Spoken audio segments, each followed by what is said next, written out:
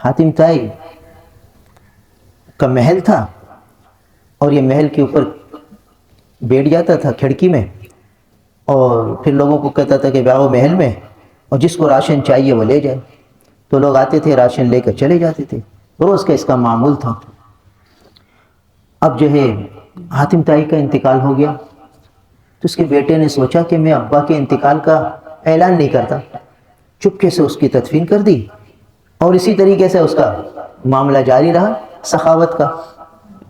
یہ بیٹھ گیا بیٹا بھی باپ کی جگہ اور لوگ آ رہے ہیں اور راشن لے کے جا رہے ہیں. اس بیٹے نے دیکھا کہ ایک شخص آیا, وہ ایک دفعہ راشن لے گیا پھر دوبارہ آ گیا لائن میں اور دوبارہ راشن لے گیا. تو اس نے اپنے خادم کو بھیجا اور کہا اس آدمی کو پکڑ کے لاؤ,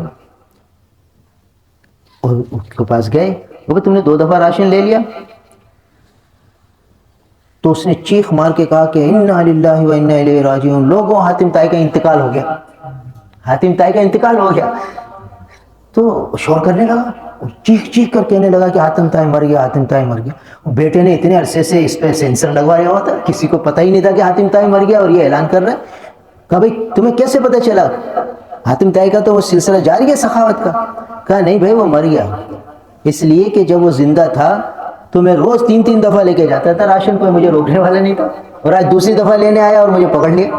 تو مر گیا وہ زندہ نہیں ہے. تو خرچ کرنے والے ایسے بھی تھے کہ اس طرح لٹاتے تھے, کہاں ضرورت مندوں کا. اور آج یہ حال ہے کہ آدمی اپنی شو بازیوں میں اتنا لگا رہا ہے کہ حد سے زیادہ.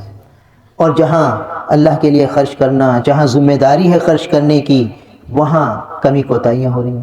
اس افراط و تفریط کا نتیجہ ہے کہ اشیاء ضرورت مہنگی سے مہنگی ہوتی جا رہی ہیں اور اشیاء تعیش وہ سستی ہوتی جا رہی ہیں, اور جو ضرورت کی چیزیں ہیں وہ مہنگی ہوتی جا رہی ہیں. اب دیکھیے موبائل سستا ہو گیا, ہر ایک کے پاس آ گیا, اور آٹا مہنگا ہو گیا.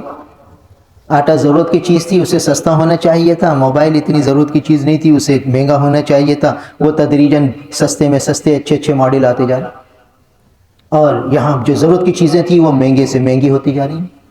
وہ وجہ یہ ہے کہ جب صحیح رخ پہ مال خرچ نہیں ہوگا تو پھر یہ بے اعتدالی ہوگی.